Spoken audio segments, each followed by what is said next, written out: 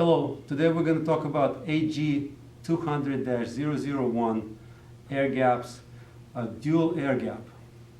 It's used for dishwasher and reverse osmosis air gap. As you can see, there's two inlets.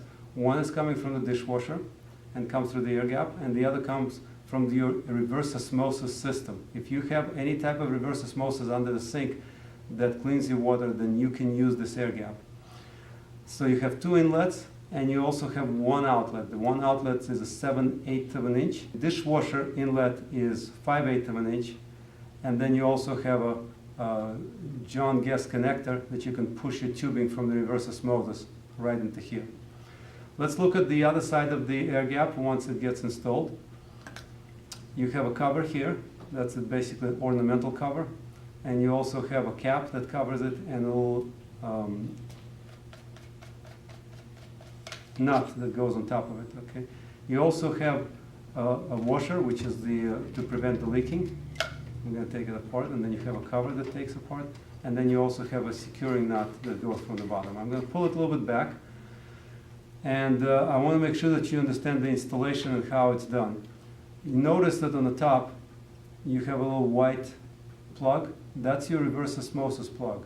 Okay, so you have to make sure you don't connect your dishwasher through the reverse osmosis. This port that has a little John Guest connector, that's where the reverse osmosis discharge connects, right into here. This side, that's where your dishwasher discharge connects, and this goes to the garbage disposal on your sink. Please do not remove this. This is designed just for the reverse osmosis, and there's no cleaning required. Most of the time it will purge all the dirt that comes from the water. When you install the top cap, it's really important that you put it the right way, okay? There's two areas here. One is for the dishwasher, and one is for reverse osmosis. You can't mix them up. So there's a notch right here on the cap, and this notch has to insert on the middle right there. So notice there's two notches on the front, and there's one notch in the back. You must use the back notch for this. You cannot reverse it. If you reverse it, you will have water spilling out from here. And so you got to make sure it goes only on the back. Now when you push it in, the dishwasher air gap is on this side, the reverse osmosis discharge on this side. So now when it's in, you put it through the counter, and then you put the washer in.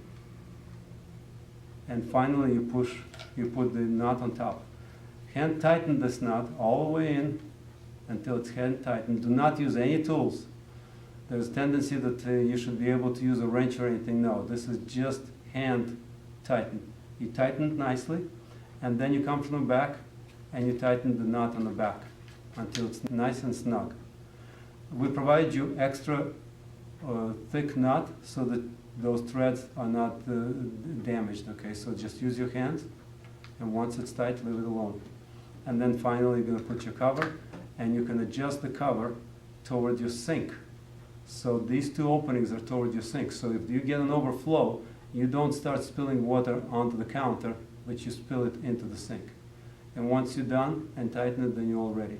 So when you go on the bottom, make sure if you use a new garbage disposal that you punch the hole through the garbage disposal so you can have a nice, clean discharge. Also note that this should be a single hose without any kinks and without any loops. It should be as short as possible, and it should be straight. And the reason, it may be a little bit of a curve. And the reason is because this is a gravity-fed air gap, and a gravity-fed, it needs the least resistance to comply with the discharge rate. From the dishwasher, you'll have a discharge rate up to about 3.5 to 8 gallons.